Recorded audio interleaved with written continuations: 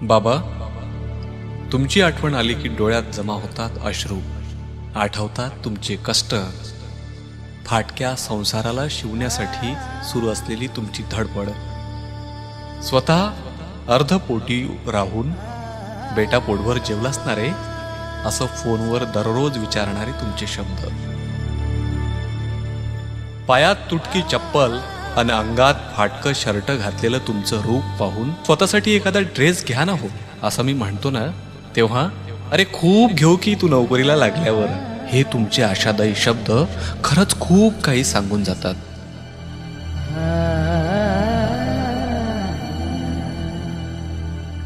स्वतःची तब्येत बिघडल्यावर क्रोसिनवर भागवून पैसे वाचवणारे तुम्ही, हे सगळं आठवलं की पैशाची किंमत कळते आणि कळते बापाचीही.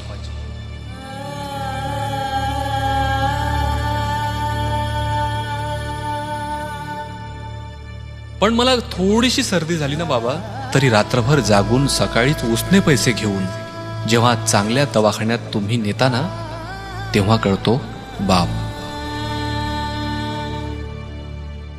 गरीब आहोत पण लाचार नाही, हे तुमचे शब्द आठवण करून देतात बाबा कुसुमाग्रजांच्या कणा कवितेची. कमी शिकलेले असून सुद्धा शिक्षण विषयक तुमचे ज्ञान आणि आस्था पाहून खरंच तुमचा अभिमान वाटतो.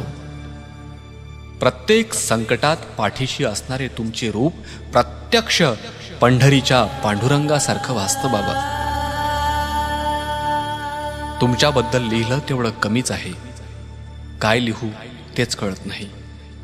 पण एक मात्र नक्की बरं का, आई जरी मायेचा सागर असली ना बाबा, तरी तुम्ही मात्र अथांग पसरलेले आकाश आहात, ज्याची उंची कोणीच मोजू शकत नाही, ज्याची उंची कोणीच मोजू शकत नाही. बस एवढंच बाबा.